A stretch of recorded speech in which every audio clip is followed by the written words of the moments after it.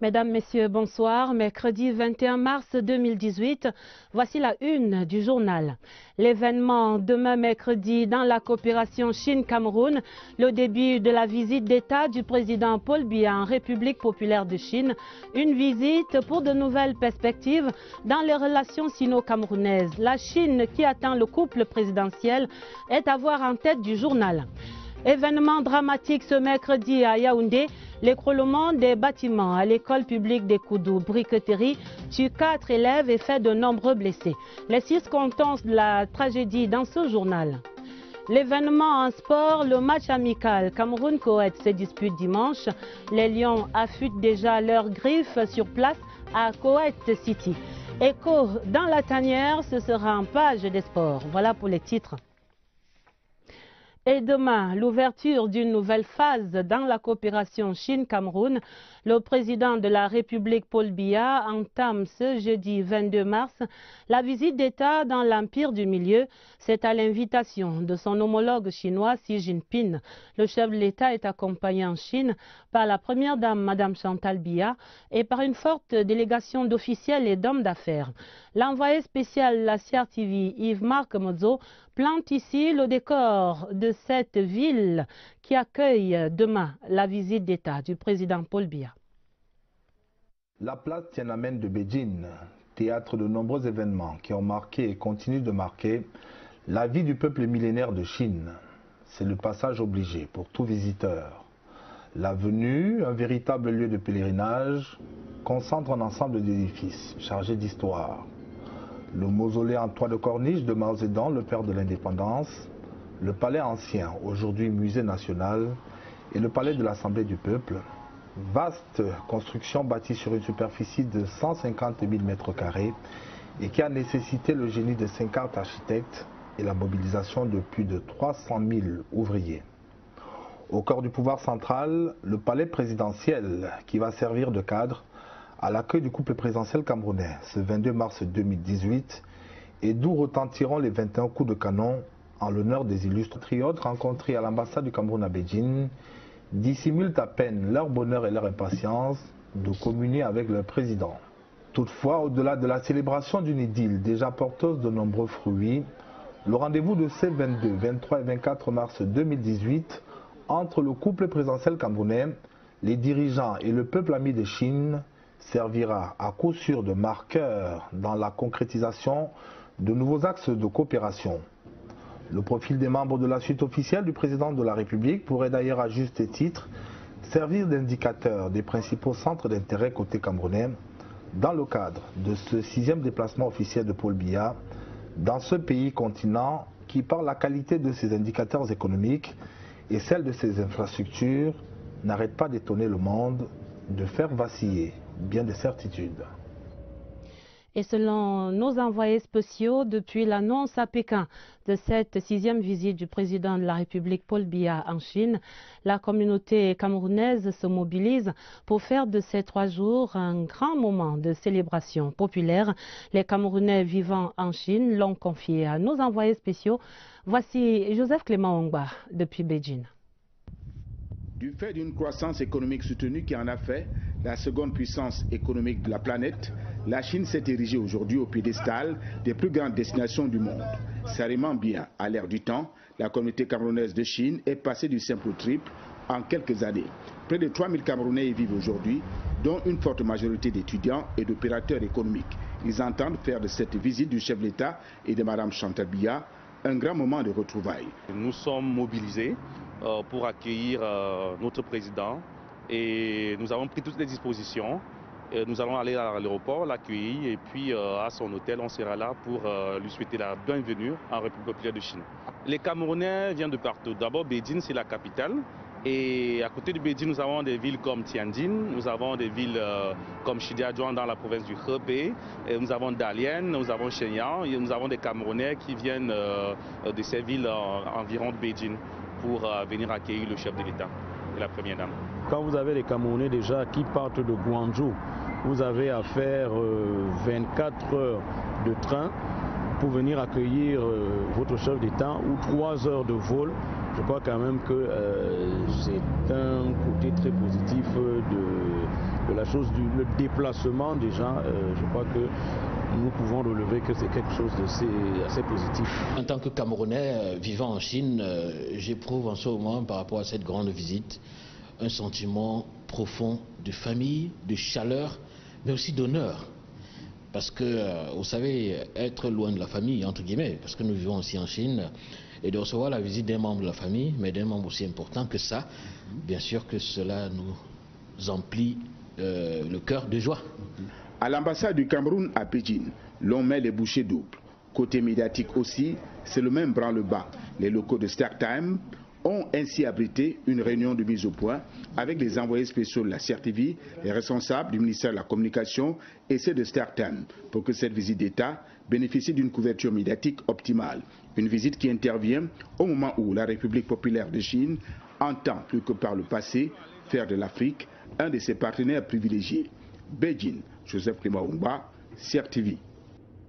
Il faut dire que les attentes sont également perceptibles au Cameroun quant aux fruits escomptés de cette visite. Dans le fond, la visite vient confirmer une vieille option bilatérale d'amitié et de coopération solide entre les deux pays. Dieudonné Ngba.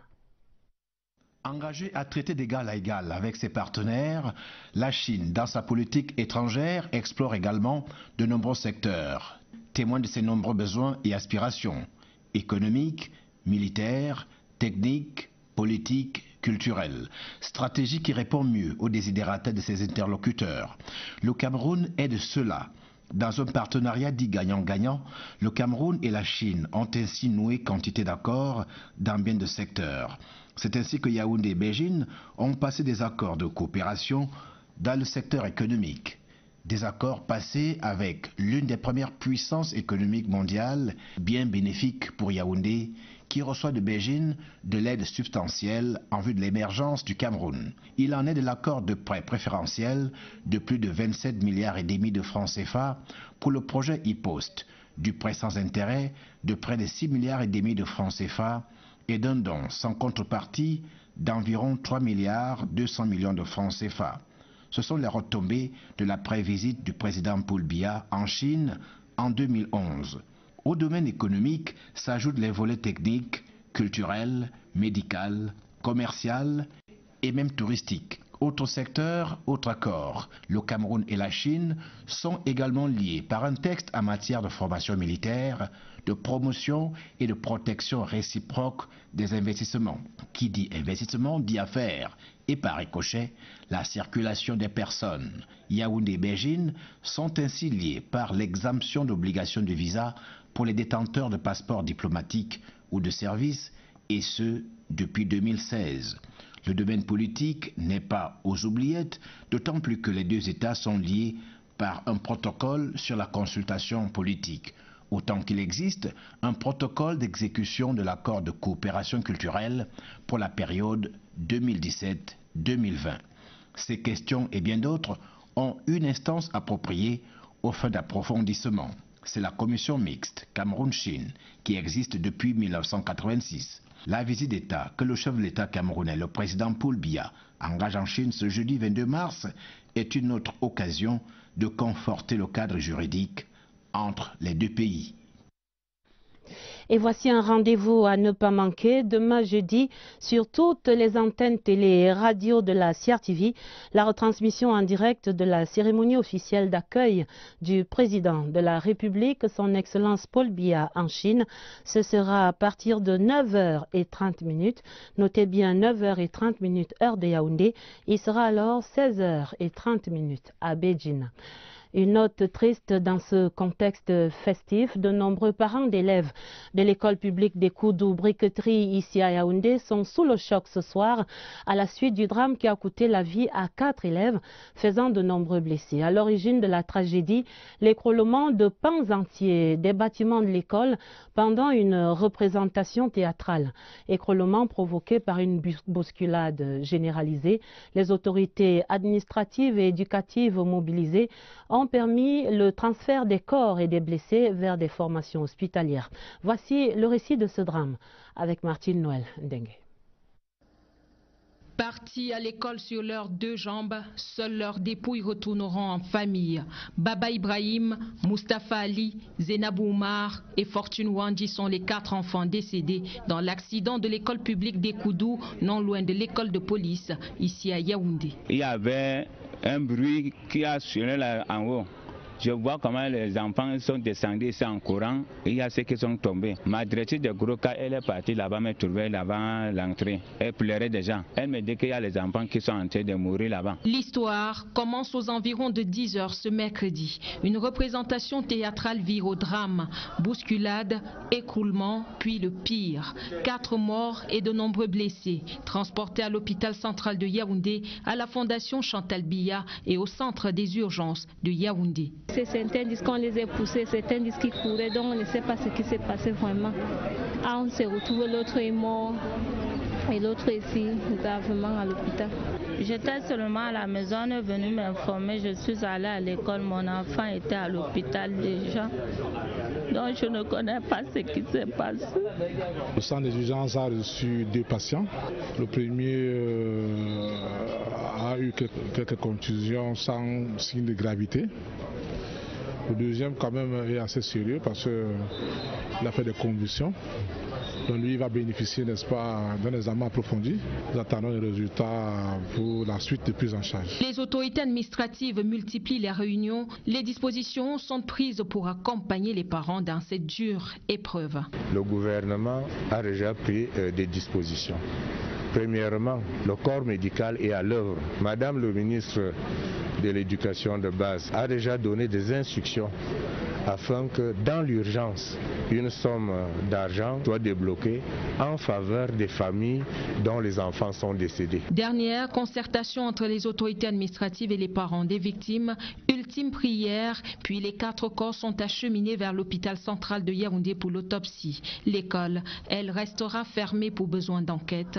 Les classes sont suspendues jusqu'à nouvel avis. Les condoléances du 20h30 à toutes ces familles endeuillées ce soir. Au Sénat, ce mercredi, le président de la Chambre recevait en audience l'ambassadeur de Corée au Cameroun. Son Excellence Bok Réol-Ryu et Marcel Nyat Ndjifendji ont fait le point de la riche coopération qu'entretiennent Séoul et Yaoundé, avec un accent sur la coopération industrielle et médicale. Le compte rendu, Richard Talatodem. Le palais des congrès de Yaoundé honore la Corée qui entretient depuis 1961 des relations de coopération intenses avec le Cameroun. 5 semaines seulement après son accréditation au Cameroun, le nouvel ambassadeur de Corée, Bok Réol-Ryu, est venu ranimer cette coopération avec le président du Sénat, Marcel Nyat Ndjifendji. Les 2 personnalités se sont apaisanties au cours de l'audience sur les projets actuellement en cours de réalisation au Cameroun avec l'appui de la Corée, notamment dans le domaine de la formation. Et nous avons beaucoup de projets qui sont en place. Pour vous citer par exemple le centre des urgences Yaoundé-Curie qui marche très bien depuis déjà 2015. Et un autre projet de centre de formation professionnelle qui est en pleine construction à Yaoundé, à Limbé et à Douala. Monsieur le Président du Sénat, il a voulu concrétiser encore davantage ce genre de coopération, notamment dans l'éducation et la formation. La diplomate, qui se dit très agréablement surprise par la diligence avec laquelle le président du Sénat, Marcel Nyat Ndjifendji, malgré son calendrier chargé et les sénatoriales en préparation, a accepté de la recevoir. La diplomate coréenne voit la coopération Cameroun-Corée se développer davantage dans le domaine industriel. Nous avons évoqué aussi la possibilité de coopération industrielle en exploitant davantage les matières premières camerounaises, c'est-à-dire du café, le bois, que le Cameroun est en train d'exporter déjà maintenant. L'ambassadeur de Corée au Cameroun est partie du palais des congrès comme elle est venue, sous les honneurs d'un piquet d'honneur de nos forces de l'ordre. De l'autre côté de la ville, à l'Assemblée nationale, la délégation de parlementaires malawites en visite de travail a eu 2 séances de travail ce mercredi, l'une avec les membres de la Commission des finances et du budget et la deuxième séance avec les hauts responsables du secrétariat général de l'Assemblée nationale et ceux du cabinet du président Kavaye Djibril. Cette visite d'imprégnation des parlementaires du Malawi sur le fonctionnement de l'Assemblée nationale camerounaise va s'achever demain, jeudi. Le ministre de l'administration territoriale poursuit son tour du propriétaire dans les régions. Après le nord-ouest, Paul Atangandji est depuis hier mardi l'hôte des populations de la région de l'ouest. Ce mercredi à Bafoussam, il a eu une série de concertations avec les autorités locales et avec les acteurs de la société civile. Un diagnostic serré qui révèle la situation sociopolitique et sécuritaire de cette région de l'ouest. Dans la suite du ministre Oswald Modon. Pour une première visite sous sa casquette de patron de l'administration territoriale, c'est le Logota politico-administratif de la région de l'Ouest avec les populations qui s'est mobilisé pour réserver un accueil chaleureux au ministre Paul Atangandji. Cette étape de la visite de travail du MINAT a pour objectif, comme partout ailleurs, prendre la température de l'unité administrative qui l'accueille. Tous les secteurs sont passés au crible. D'abord avec le gouverneur Awa Fonko Augustin, qu'entourent les préfets des 8 départements de l'Ouest et le général de brigade Agar Robinson, commandant la 5e région militaire. Ils seront rejoints par les autres forces de maintien de l'ordre en poste dans la région. Le tour d'horizon avec ces acteurs de premier plan fait état d'une situation sécuritaire plutôt calme et maîtrisée. Et ce, malgré la proximité avec les régions du nord-ouest et du sud-ouest, théâtre de perturbations depuis plus d'1 an maintenant. Mais il faut rester vigilant pour garder le cap au vu des enjeux. La région de l'Ouest se porte bien et c'est pour cette raison que le chef de l'État, son Excellence Paul Biya, a chargé de transmettre ses encouragements aux gouverneurs, aux autorités administratives et aux forces de maintien de l'ordre. Vous savez, la région de l'Ouest est à ce jour, n'est-ce pas, une grande destination touristique. Ça veut dire qu'il y a le calme et les gens vont à leurs occupations. Les chefs traditionnels dont il est la tutelle vont également avoir droit à leur conclave avec le ministre de l'administration territoriale. Au-delà de l'allégeance à la tutelle, celui-ci aboutit à une motion de soutien adressée au président de la République. Vous prions de vous représenter aux prochaines élections présidentielles et formulons le vœu que votre campagne pour la dite élection soit lancée dans la région de l'Ouest. Puis, les dignitaires religieux, toute obédience confondue, vont se succéder les uns aux autres pour un échange avec le patron de la territoriale. Une série d'entretiens marathon qui a le mérite de donner au ministre Paul Atangandji le bilan de santé générale de la région de l'Ouest. Parlons à présent de l'actualité sur le continent africain. D'abord, ces bonnes perspectives en zone CEMAC. Le gouverneur de la BEAC, la Banque des États de l'Afrique centrale, annonce quelques frémissements d'une relance économique avec un taux de croissance projeté autour de 2,1% dans la zone. Abbas Mahamat Olive, qui présidait la première session du comité de politique monétaire de l'année ce mercredi à Yaoundé. Mélanie Botebe. C'est des nouvelles rassurantes sur l'état de l'économie des pays de la CEMAC que le gouverneur de la BEAC a donné aux journalistes présents à cette conférence de presse. Oui, nous sommes sortis de la zone de haut risque. Nous sommes entrés dans une phase de consolidation et la fragilité de nos économies n'est plus comme ce qu'elle était par le passé il y a une année. Le produit intérieur brut, le PIB réel projeté cette année est de 2,1% contre moins 0,1% en 2017. Une embellie à mettre à l'actif de la remontée des cours mondiaux du pétrole et de la mise en œuvre du programme de réformes économiques par les États de la CEMAC. Une accélération des activités du secteur non pétrolier en relation essentiellement avec le dynamisme du secteur agricole au Cameroun, au Gabon, mais aussi bien au Tchad. Nos réserves d'échange se sont stabilisées. Elles amorcent même un rehaussement, une consolidation à ce niveau. 4 pays sur 6 sont entrés en programme. Nous voyons également que des engagements, des discussions sont bien engagées pour ces 2 pays qui sont aujourd'hui pas encore en programme. Cette conférence de presse du gouverneur de la BEAC a également été l'occasion d'annoncer les décisions prises par le comité de politique monétaire, à savoir le maintien inchangé du taux d'intérêt des appels d'offres et sur les placements bancaires. Plus globalement, l'Union africaine construit la zone de libre-échange. Les chefs d'État et de gouvernement de l'UEA tenaient un sommet extraordinaire sur ce sujet ce 21 mars à Kigali au Rwanda. Un accord sur la zone de libre-échange continentale qui est donc signé au terme des travaux par 40 États sur les 55 que compte le continent. Olivier Kingemouli révèle ici les enjeux de cet accord de Kigali.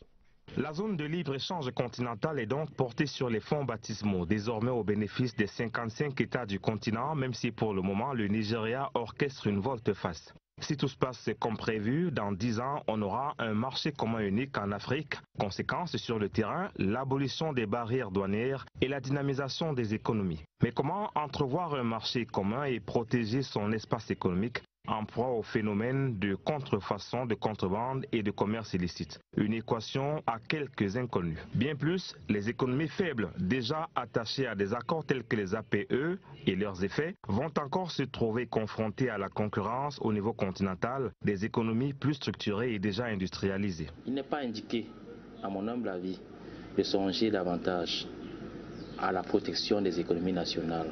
Au contraire, il me semble que nos économies devraient réfléchir dans le sens de développer la synergie qui devrait naître de l'existence de cette zone de libre-échange qui a pour conséquence d'étendre le marché. Avec la zone de libre-échange, il faudra aussi régler la question des compensations pour les pays qui ont besoin de recettes douanières pour équilibrer leurs comptes. Encourager nos États à créer des synergies, exploiter la masse en termes de marché qui va apparaître à la suite de la levée des barrières. Au demeurant, pour entrer en vigueur, l'accord signé ce 21 mars à Kigali doit être ratifié par 22 États. Mais avant, au plan interne, promotion du tissu économique industriel doit aller de pair avec protection de l'espace économique, avec pour finalité participation à la valeur ajoutée manufacturière mondiale. Ce 21 mars était Journée internationale des forêts. La célébration organisée pour le Cameroun à l'École nationale des eaux et forêts de Mbalmayo, c'est dans le département du Nion-Esso, avait pour thème les forêts au service des villes durables. Et c'est le ministre des Forêts et de la Faune, Jules Dorindongo, qui présidait l'événement. Il a procédé symboliquement à la reforestation en plantant des arbres. Augustin Bichoka était à Mbalmayo. Les forêts sont les écosystèmes les plus riches en termes de diversité biologique. La forêt, c'est une terre qui est constituée des arbres. La forêt camerounaise a une superficie de 22 millions d'hectares. Et sur les 22 millions, il y a 17 millions qui sont exploitables. La forêt, c'est le troisième secteur après l'agriculture et le pétrole, parce qu'il représente 4% le PIB. C'est à l'École nationale des eaux et forêts de Mbalmayo que s'est déroulée la célébration sous la présidence du ministre des Forêts et de la Faune. Jules Dorindongo y effectuait sa première sortie hors de Yaoundé depuis sa promotion à la tête de ce département ministériel. C'est dans cet espace école qui a été aménagé pour la cérémonie de plantation des arbres. Au son des tam-tams, l'illustre hôte a matérialisé par ce geste la volonté gouvernementale dans la gestion durable et la préservation des forêts. D'autres initiatives sont en cours de mise en œuvre. J'attire l'attention de ces collectivités. De notre côté, du côté du ministère, nous mettons à disposition de façon annuelle un montant de ressources financières qui permet à la société civile et même aux particuliers de pouvoir engager des actions dans ce sens.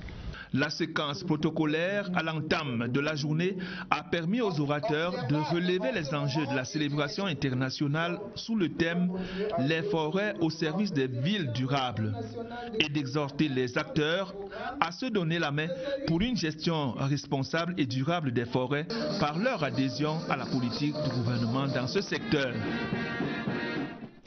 Restons dans cette ville de Mbalmayo pour parler à présent du PRODEL, le projet de développement de l'élevage qui forme là-bas ses points focaux départementaux. Les travaux vont durer 3 jours et portent sur les départementaux. Les travaux vont durer 3 jours et portent sur les mécanismes de financement des projets pour le développement du secteur de l'élevage. Irène Njanafuda était également à Mbalmayo. Les organisations de producteurs qui s'investissent dans l'élevage peuvent s'appuyer sur le PRODEL, le projet de développement de l'élevage, pour bénéficier d'une expertise avérée. Pour jouir de tous ces avantages, il faudra passer par les points focaux départementaux actuellement en formation à Mbalmayo. Il a été nécessaire d'organiser cet atelier pour renforcer les capacités des points focaux départementaux dans l'identification et la caractérisation des organisations de producteurs.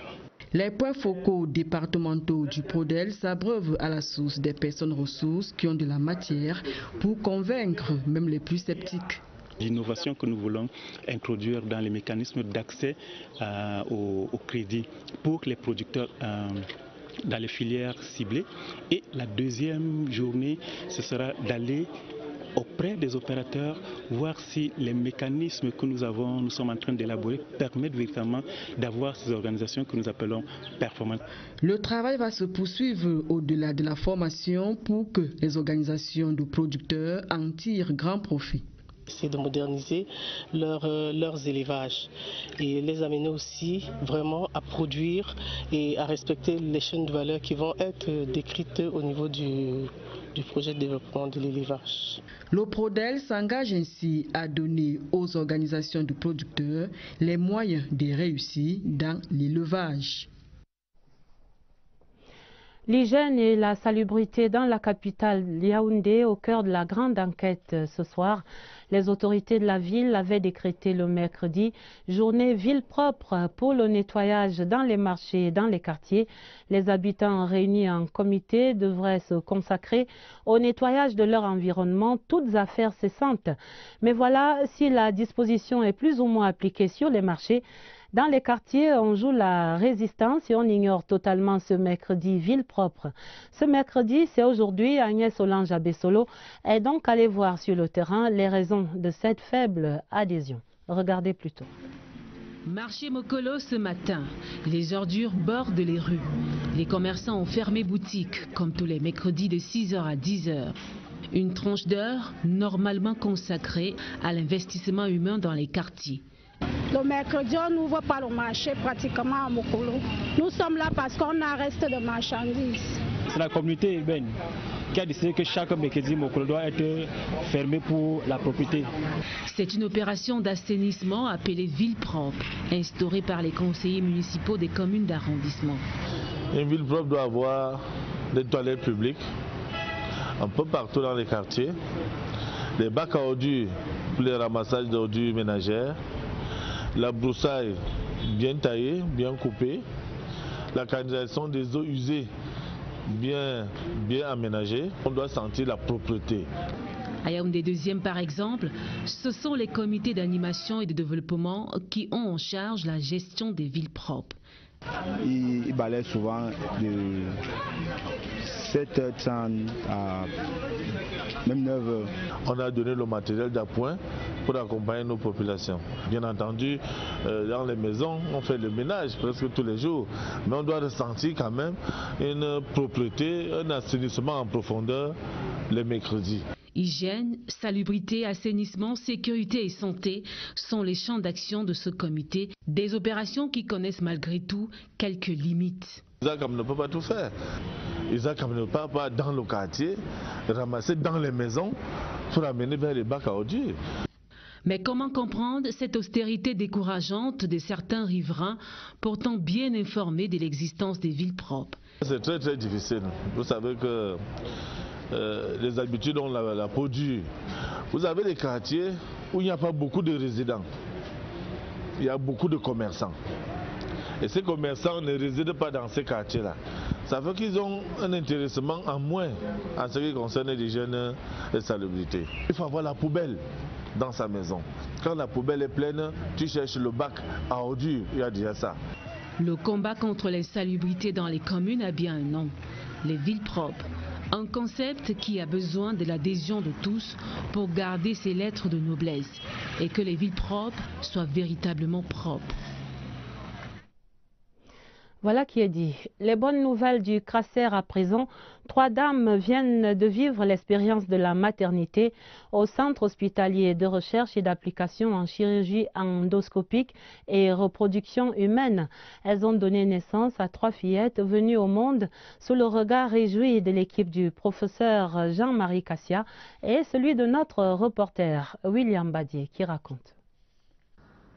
Au centre hospitalier de recherche et d'application en chirurgie endoscopique et reproduction humaine Crasser, 3 jeunes Camerounaises confrontées aux problèmes d'infécondité depuis des décennies trouvent enfin la joie d'être maman. Les problèmes d'infécondité auxquels ces 3 dames étaient confrontées sont bien connus de l'équipe médicale que conduit le professeur Jean-Marie Cassia. Il y a plusieurs raisons et la plus importante, ce sont les infections génitales, surtout les infections génitales hautes, à savoir les infections des trompes. Et lorsque les trompes sont bouchées, généralement, il n'est plus possible d'obtenir une grossesse par voie naturelle.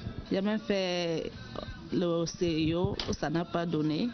Après, j'ai eu une grossesse extra. Je suis allée à Douala faire la FIF, ça n'a pas toujours donné. Passer de l'inquiétude à la quiétude, les jeunes mamans lancent un appel à tous ces hommes et femmes qui ont perdu tout espoir d'être parents.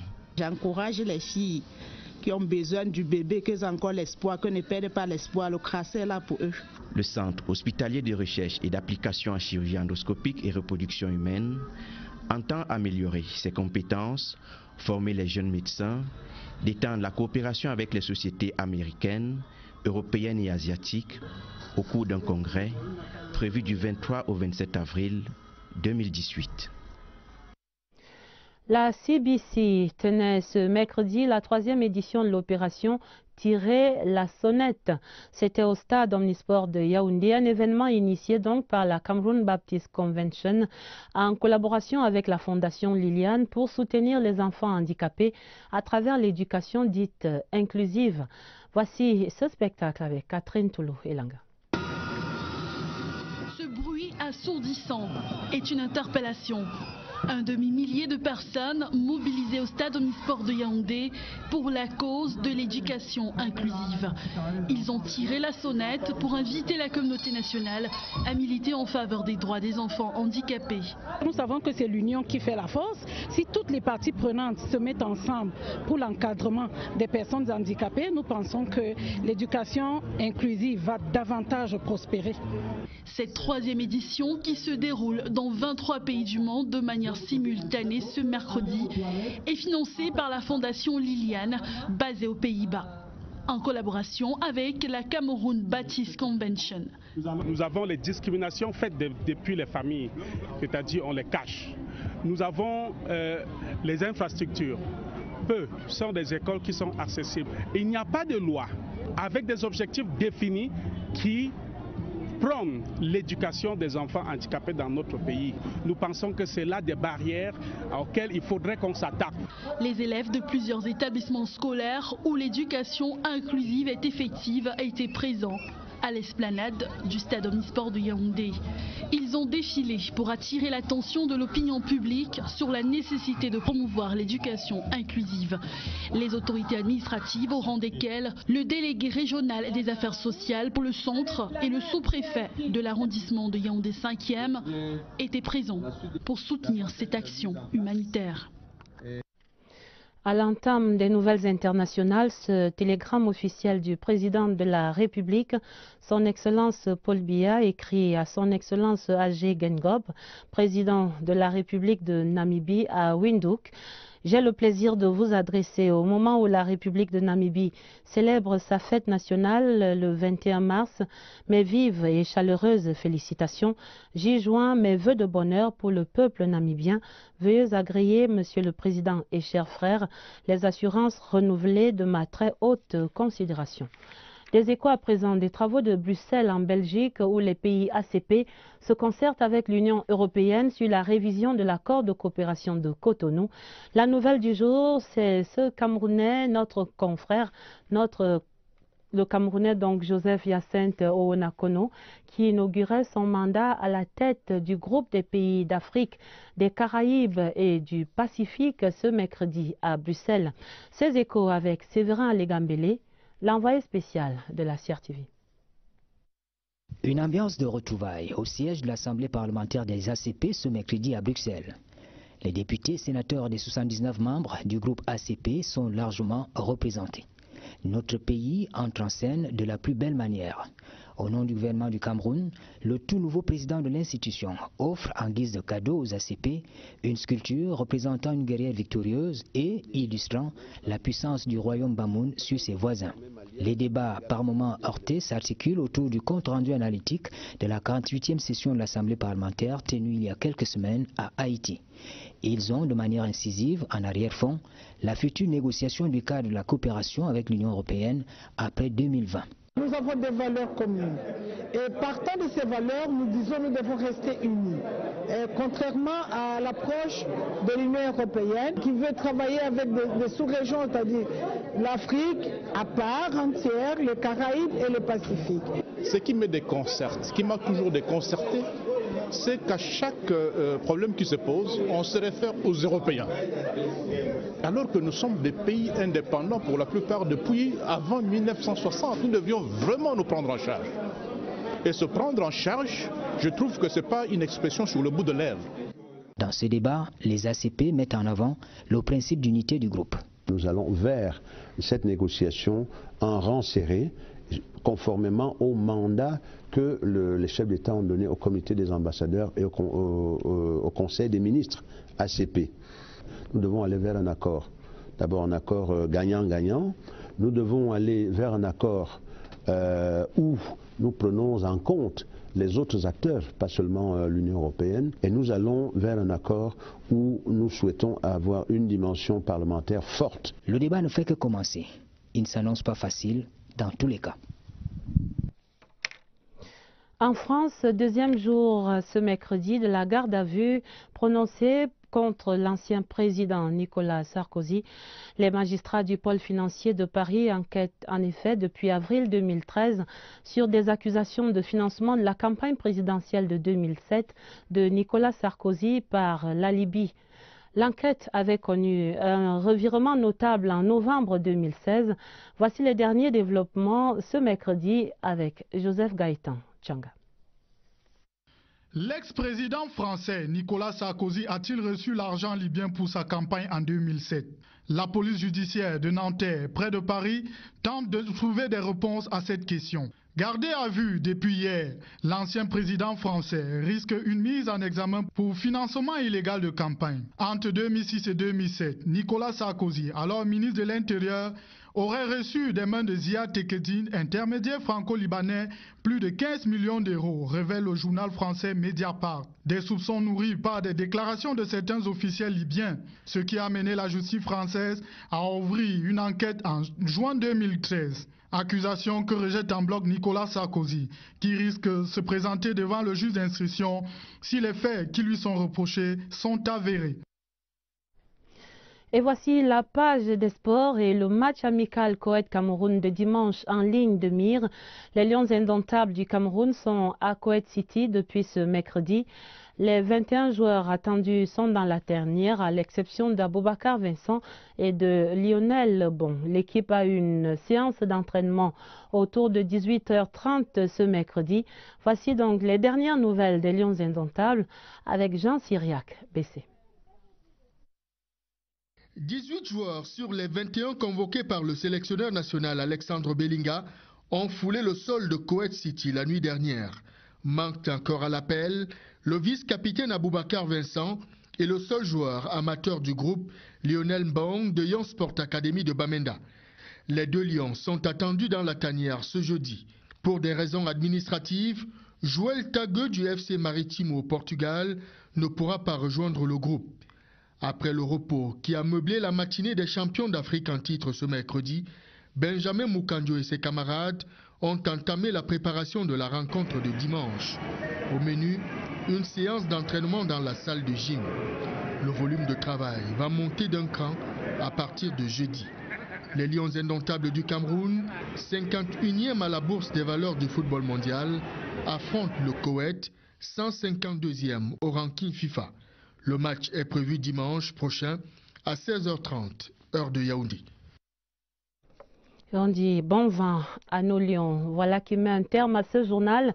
L'événement demain, mercredi, à retenir, c'est dans la coopération Chine-Cameroun, le début de la visite d'État du président Paul Biya en République populaire de Chine, le 20h30, et les envoyés spéciaux de la CRTV plantaient le décor de Beijing et de la place Tiananmen qui attend le chef de l'État camerounais. Événement dramatique ce mercredi à Yaoundé, une bousculade entre élèves à l'école publique des Koudou-Briquetiri a tué 4 élèves ce mercredi et fait de nombreux blessés. Les enquêtes se poursuivent. L'événement en sport, on vient de l'entendre, c'est le match amical Cameroun-Koweït, ce sera dimanche et les Lions sont déjà à Koweït City pour les derniers réglages. C'est donc la fin de ce 20h30 préparé avec la collaboration de Irène Ndjanafouda. Vous aurez d'autres informations à minuit avec Nicole Doudou et Baldwin Sama. Retrouvez juste après ce journal Mélanie Betebe dans Débat sénatorial. Je vous souhaite très bon débat, très belle soirée sur la CRTV et à demain 20h30.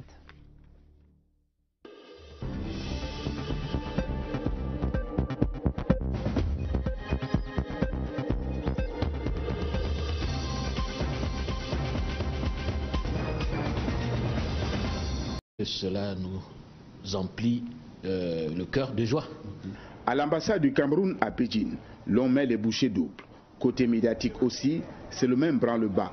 Les locaux de StarTime ont ainsi abrité une réunion de mise au point avec les envoyés spéciaux de la CRTV, les responsables du ministère de la Communication et ceux de StarTime pour que cette visite d'État bénéficie d'une couverture médiatique optimale.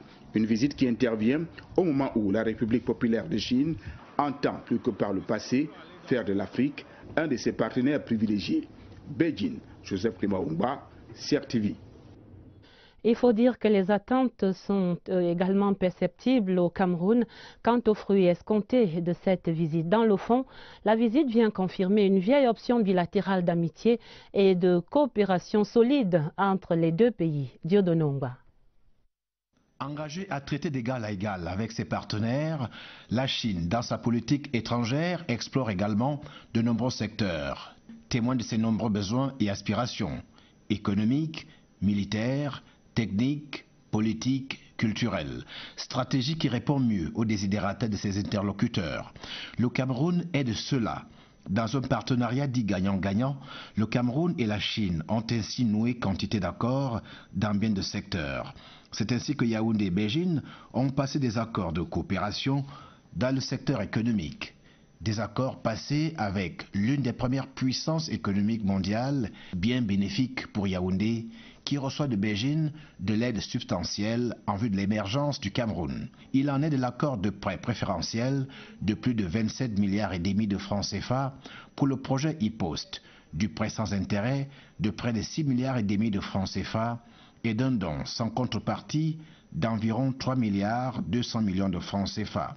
Ce sont les retombées de la pré-visite du président Paul Biya en Chine en 2011. Au domaine économique s'ajoutent les volets techniques, culturels, médical, commercial et même touristiques. Autre secteur, autre accord. Le Cameroun et la Chine sont également liés par un texte en matière de formation militaire, de promotion et de protection réciproque des investissements. Qui dit investissement dit affaires et par ricochet, la circulation des personnes. Yaoundé et Beijing sont ainsi liés par l'exemption d'obligation de visa pour les détenteurs de passeports diplomatiques ou de services, et ce depuis 2016. Le domaine politique n'est pas aux oubliettes, d'autant plus que les deux États sont liés par un protocole sur la consultation politique, autant qu'il existe un protocole d'exécution de l'accord de coopération culturelle pour la période 2017-2020. Ces questions et bien d'autres ont une instance appropriée aux fins d'approfondissement. C'est la commission mixte Cameroun-Chine qui existe depuis 1986. La visite d'État que le chef de l'État camerounais, le président Paul Biya, engage en Chine ce jeudi 22 mars est une autre occasion de conforter le cadre juridique entre les deux pays. Et voici un rendez-vous à ne pas manquer demain jeudi sur toutes les antennes télé et radio de la CRTV, la retransmission en direct de la cérémonie officielle d'accueil du président de la République, son Excellence Paul Biya en Chine. Ce sera à partir de 9h30. Notez bien 9h30 heure de Yaoundé. Il sera alors 16h30 à Beijing. Une note triste dans ce contexte festif, de nombreux parents d'élèves de l'école publique des Koudou Briqueterie ici à Yaoundé sont sous le choc ce soir à la suite du drame qui a coûté la vie à 4 élèves, faisant de nombreux blessés. À l'origine de la tragédie, l'écroulement de pans entiers des bâtiments de l'école pendant une représentation théâtrale. Écroulement provoqué par une bousculade généralisée. Les autorités administratives et éducatives mobilisées ont permis le transfert des corps et des blessés vers des formations hospitalières. Voici le récit de ce drame avec Martine Noël Ndengue. Partis à l'école sur leurs deux jambes, seuls leurs dépouilles retourneront en famille.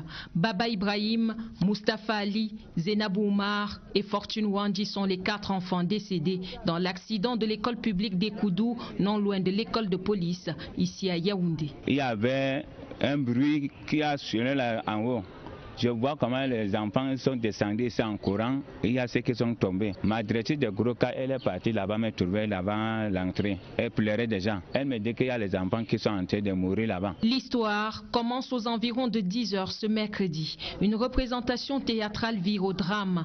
Bousculade, écroulement, puis le pire. 4 morts et de nombreux blessés. Transportés à l'hôpital central de Yaoundé, à la fondation Chantal Biya et au centre des urgences de Yaoundé. Certains disent qu'on les a poussés, certains disent qu'ils couraient, donc on ne sait pas ce qui s'est passé vraiment. Ah, on s'est retrouvé, l'autre est mort et l'autre ici, gravement à l'hôpital. J'étais seulement à la maison, on est venu m'informer, je suis allée à l'école, mon enfant était à l'hôpital déjà.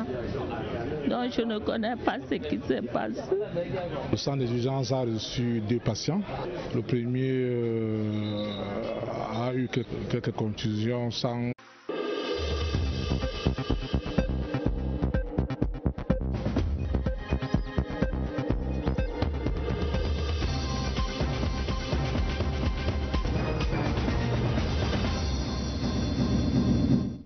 Mesdames, Messieurs, bonsoir. Mercredi 21 mars 2018, voici la une du journal. L'événement demain mercredi dans la coopération Chine-Cameroun, le début de la visite d'État du président Paul Biya en République populaire de Chine, une visite pour de nouvelles perspectives dans les relations sino-camerounaises. La Chine qui attend le couple présidentiel est à voir en tête du journal. Événement dramatique ce mercredi à Yaoundé, l'écroulement des bâtiments à l'école publique des Koudou Briqueterie tue 4 élèves et fait de nombreux blessés. Les circonstances de la tragédie dans ce journal. L'événement en sport, le match amical Cameroun-Koweït se dispute dimanche. Les Lions affûtent déjà leurs griffes sur place à Koweït City. Écho dans la tanière, ce sera en page des sports. Voilà pour les titres. Et demain, l'ouverture d'une nouvelle phase dans la coopération Chine-Cameroun. Le président de la République, Paul Biya, entame ce jeudi 22 mars la visite d'État dans l'Empire du Milieu. C'est à l'invitation de son homologue chinois Xi Jinping. Le chef de l'État est accompagné en Chine par la première dame, Madame Chantal Biya, et par une forte délégation d'officiels et d'hommes d'affaires. L'envoyé spécial de la CRTV, Yves-Marc Mozo, plante ici le décor de cette ville qui accueille demain la visite d'État du président Paul Biya. La place Tiananmen de Beijing, théâtre de nombreux événements qui ont marqué et continuent de marquer la vie du peuple millénaire de Chine. C'est le passage obligé pour tout visiteur. La venue, un véritable lieu de pèlerinage, concentre un ensemble d'édifices chargés d'histoire. Le mausolée en toit de corniche de Mao Zedong, le père de l'indépendance, le palais ancien, aujourd'hui musée national, et le palais de l'Assemblée du peuple, Vaste construction bâtie sur une superficie de 150 000 m² et qui a nécessité le génie de 50 architectes et la mobilisation de plus de 300 000 ouvriers. Au cœur du pouvoir central, le palais présidentiel qui va servir de cadre à l'accueil du couple présidentiel camerounais ce 22 mars 2018 et d'où retentiront les 21 coups de canon en l'honneur des illustres patriotes rencontrés à l'ambassade du Cameroun à Beijing dissimulent à peine leur bonheur et leur impatience de communier avec leur président. Toutefois, au-delà de la célébration d'une idylle déjà porteuse de nombreux fruits, le rendez-vous de ces 22, 23 et 24 mars 2018 entre le couple présidentiel camerounais, les dirigeants et le peuple ami de Chine servira à coup sûr de marqueur dans la concrétisation de nouveaux axes de coopération.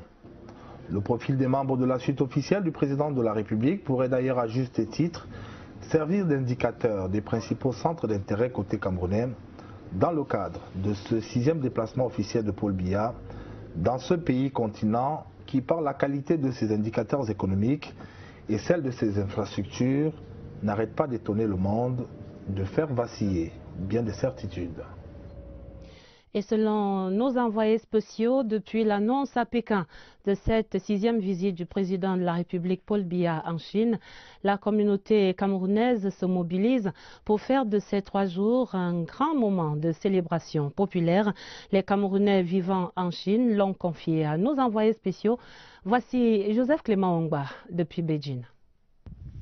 Du fait d'une croissance économique soutenue qui en a fait la seconde puissance économique de la planète, la Chine s'est érigée aujourd'hui au piédestal des plus grandes destinations du monde. S'arrimant bien à l'ère du temps, la communauté camerounaise de Chine est passée du simple au triple en quelques années. Près de 3000 Camerounais y vivent aujourd'hui, dont une forte majorité d'étudiants et d'opérateurs économiques. Ils entendent faire de cette visite du chef de l'État et de Mme Chantal Biya un grand moment de retrouvailles. Nous sommes mobilisés pour accueillir notre président et nous avons pris toutes les dispositions. Nous allons aller à l'aéroport, l'accueillir et puis à son hôtel, on sera là pour lui souhaiter la bienvenue en République populaire de Chine. Les Camerounais viennent de partout. D'abord, Beijing, c'est la capitale. Et à côté de Beijing, nous avons des villes comme Tianjin, nous avons des villes comme Shijiazhuang dans la province du Hebei, et nous avons Dalian, nous avons Shenyang, et nous avons des Camerounais qui viennent de ces villes environ de Beijing pour venir accueillir le chef de l'État et la première dame. Quand vous avez les Camerounais déjà qui partent de Guangzhou, vous avez à faire 24 heures de train pour venir accueillir votre chef d'État ou 3 heures de vol. Je crois quand même que c'est un côté très positif de la chose, le déplacement déjà. Je crois que nous pouvons relever que c'est quelque chose d'assez positif. En tant que Camerounais vivant en Chine, j'éprouve en ce moment par rapport à cette grande visite un sentiment profond de famille, de chaleur, mais aussi d'honneur. Parce que, vous savez, être loin de la famille, entre guillemets, parce que nous vivons aussi en Chine, et de recevoir la visite d'un membre de la famille, mais d'un membre aussi important que ça, bien sûr que... Et à ce jour, n'est-ce pas, une grande destination touristique, ça veut dire qu'il y a le calme et les gens vont à leurs occupations. Les chefs traditionnels dont il est la tutelle vont également avoir droit à leur conclave avec le ministre de l'administration territoriale. Au-delà de l'allégeance à la tutelle, celui-ci aboutit à une motion de soutien adressée au président de la République. Vous prions de vous représenter aux prochaines élections présidentielles et formulons le vœu que votre campagne pour la dite élection soit lancée dans la région de l'Ouest. Puis, les dignitaires religieux, toute obédience confondue, vont se succéder les uns aux autres pour un échange avec le patron de la territoriale. Une série d'entretiens marathon qui a le mérite de donner au ministre Paul Atangadi le bilan de santé générale de la région de l'Ouest. Parlons à présent de l'actualité sur le continent africain. D'abord, ces bonnes perspectives en zone CEMAC. Le gouverneur de la BEAC, la Banque des États de l'Afrique centrale, annonce quelques frémissements d'une relance économique avec un taux de croissance projeté autour de 2,1% dans la zone. Abbas Mahamat Tolib, qui présidait la première session du comité de politique monétaire de l'année ce mercredi à Yaoundé. Mélanie Botebe. C'est des nouvelles rassurantes sur l'état de l'économie des pays de la CEMAC que le gouverneur de la BEAC a donné aux journalistes présents à cette conférence de presse. Oui, nous sommes sortis de la zone de haut risque nous sommes entrés dans une phase de consolidation et la fragilité de nos économies n'est plus comme ce qu'elle était par le passé il y a une année. Le produit intérieur brut, le PIB réel projeté cette année est de 2,1% contre moins 0,1% en 2017. Une embellie à mettre à l'actif de la remontée des cours mondiaux du pétrole et de la mise en œuvre du programme de réformes économiques par les États de la CEMAC. Une accélération des activités du secteur non pétrolier en relation essentiellement avec le dynamisme du secteur agricole au Cameroun, au Gabon, mais aussi bien au Tchad. Nos réserves d'échange se sont stabilisées, elles amorcent même un rehaussement, une consolidation à ce niveau. 4 pays sur 6 sont entrés en programme. Nous voyons également que des engagements, des discussions sont bien engagées pour ces deux pays qui sont aujourd'hui pas encore en programme. Cette conférence de presse du gouverneur de la BEAC a également été l'occasion d'annoncer les décisions prises par le comité de politique monétaire, à savoir le maintien inchangé du taux d'intérêt des appels d'offres et sur les placements bancaires. Plus globalement, l'Union africaine construit la zone de libre-échange. Les chefs d'État et de gouvernement de l'UEA tenaient un sommet extraordinaire sur ce sujet ce 21 mars à Kigali au Rwanda. Un accord sur la zone de libre-échange continentale qui est donc signé au terme des travaux par 40 États sur les 55 que compte le continent. Olivier Kingemoli révèle ici les enjeux de cet accord de Kigali.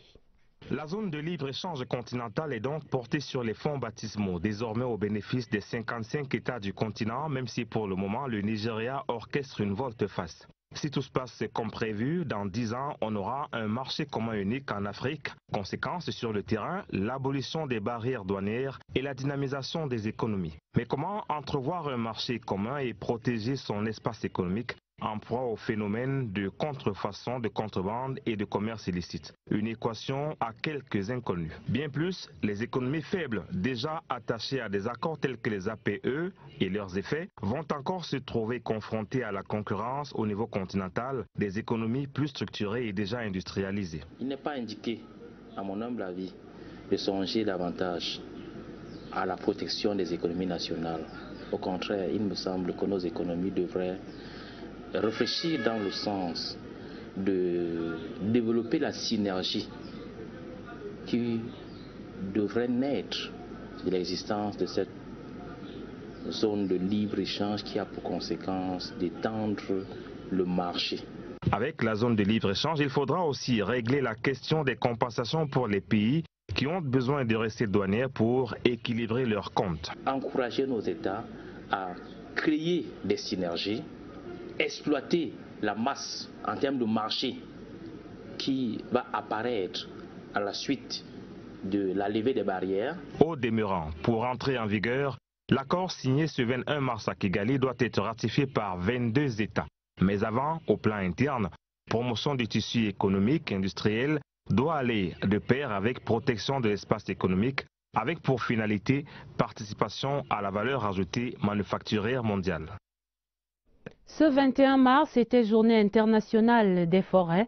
La célébration organisée pour le Cameroun à l'École nationale des eaux et forêts de Mbalmayo, c'est dans le département du Nion-Esso, avait pour thème les forêts au service des villes durables. Et c'est le ministre des Forêts et de la Faune, Jules Derondongo, qui présidait l'événement. Il a procédé symboliquement à la reforestation en plantant des arbres. Augustin Bichoka était à Mbalmayo. Les forêts sont les écosystèmes les plus riches en termes de diversité biologique. La forêt, c'est un signe de gravité. Le deuxième, quand même, est assez sérieux parce qu'il a fait des combustions. Donc lui, il va bénéficier, n'est-ce pas, d'un examen approfondi. Nous attendons les résultats pour la suite de prise en charge. Les autorités administratives multiplient les réunions. Les dispositions sont prises pour accompagner les parents dans cette dure épreuve. Le gouvernement a déjà pris des dispositions. Premièrement, le corps médical est à l'œuvre. Madame le ministre de l'Éducation de base a déjà donné des instructions afin que dans l'urgence, une somme d'argent soit débloquée en faveur des familles dont les enfants sont décédés. Dernière concertation entre les autorités administratives et les parents des victimes. ultime prière, puis les 4 corps sont acheminés vers l'hôpital central de Yaoundé pour l'autopsie. L'école, elle, restera fermée pour besoin d'enquête. Les classes sont suspendues jusqu'à nouvel avis. Les condoléances du 20h30 à toutes ces familles endeuillées ce soir.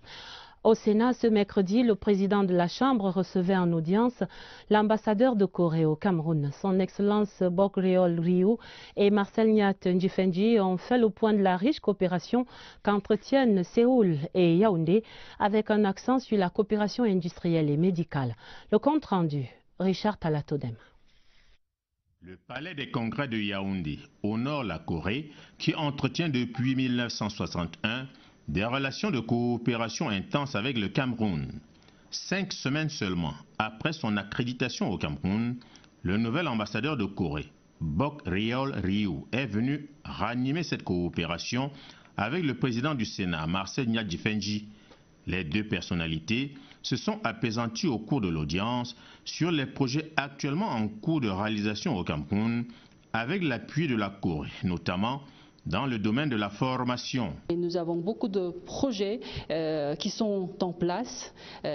Pour vous citer, par exemple, le centre des urgences Yaoundé-Curie, qui marche très bien depuis déjà 2015. Et un autre projet de centre de formation professionnelle qui est en pleine construction à Yaoundé, à Limbé et à Douala. Monsieur le Président du Sénat, il a voulu concrétiser encore davantage ce genre de coopération, notamment dans l'éducation et la formation. La diplomate, qui se dit très agréablement surprise par la diligence avec laquelle le président du Sénat, Marcel Nyat Ndjifendji, malgré son calendrier chargé et les sénatoriales en préparation, a accepté de la recevoir.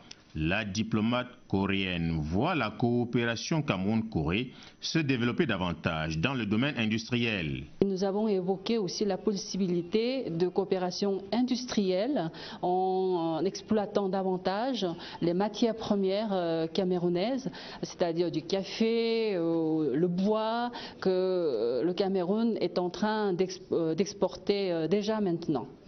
L'ambassadeur de Corée au Cameroun est partie du palais des congrès comme elle est venue, sous les honneurs d'un piquet d'honneur de nos forces de l'ordre.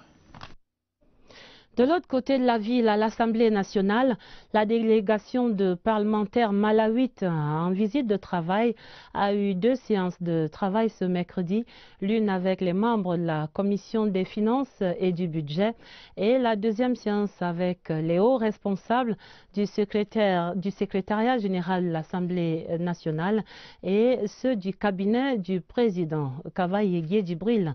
Cette visite d'imprégnation des parlementaires du Malawi sur le fonctionnement de l'Assemblée nationale camerounaise va s'achever demain, jeudi.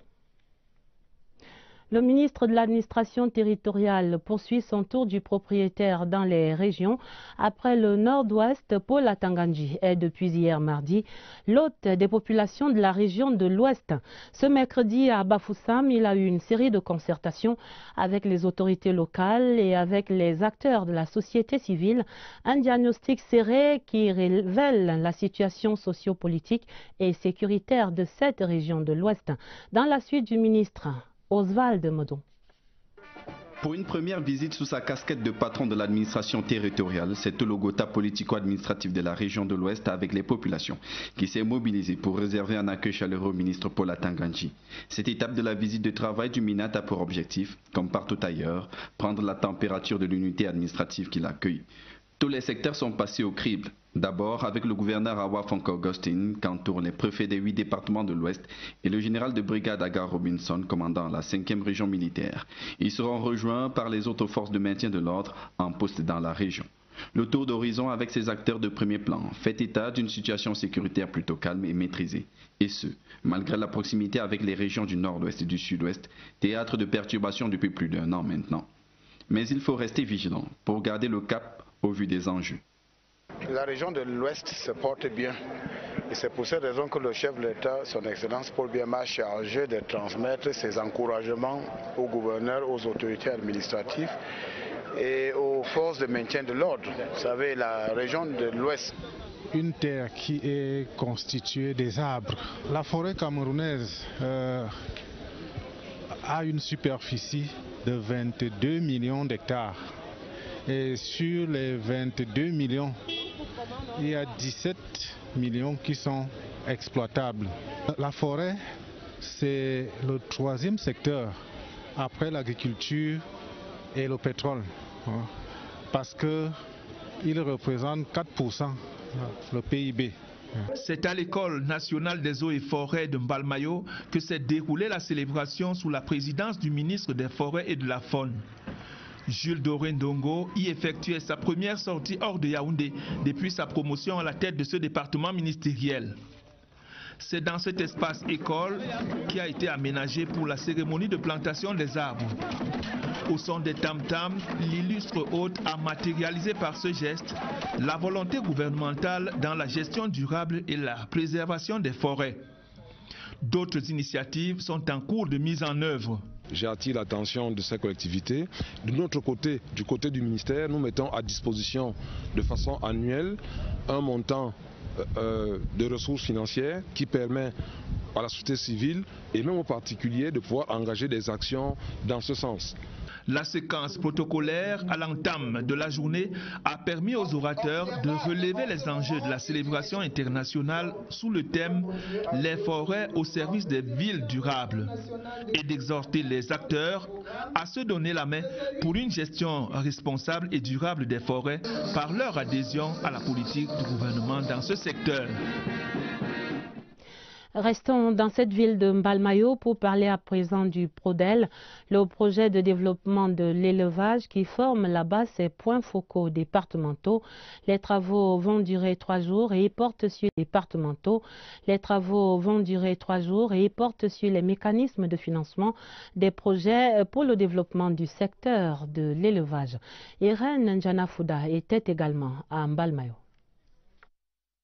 Les organisations de producteurs qui s'investissent dans l'élevage peuvent s'appuyer sur le PRODEL, le projet de développement de l'élevage, pour bénéficier d'une expertise avérée.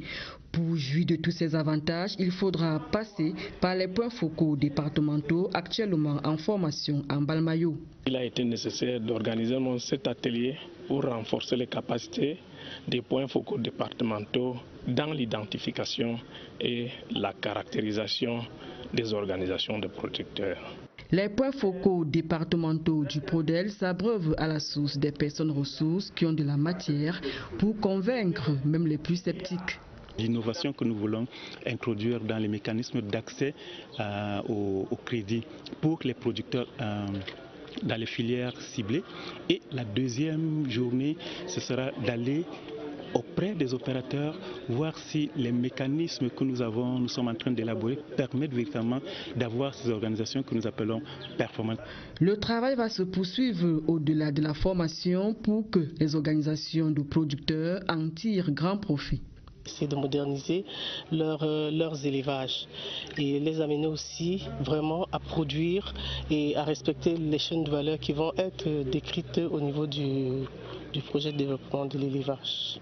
Le PRODEL s'engage ainsi à donner aux organisations de producteurs les moyens de réussir dans l'élevage. L'hygiène et la salubrité dans la capitale Yaoundé au cœur de la grande enquête ce soir. Les autorités de la ville avaient décrété le mercredi journée ville propre pour le nettoyage dans les marchés et dans les quartiers. Les habitants réunis en comité devraient se consacrer au nettoyage de leur environnement, toutes affaires cessantes. Mais voilà, si la disposition est plus ou moins appliquée sur les marchés, dans les quartiers, on joue la résistance et on ignore totalement ce mercredi ville propre.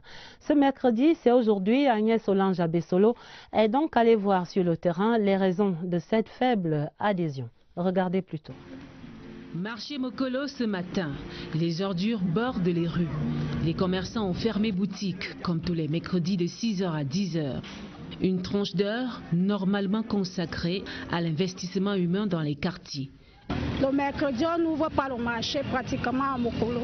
Nous sommes là parce qu'on a reste de marchandises. C'est la communauté urbaine qui a décidé que chaque mercredi Mokolo doit être fermé pour la propreté. C'est une opération d'assainissement appelée ville propre, instaurée par les conseillers municipaux des communes d'arrondissement.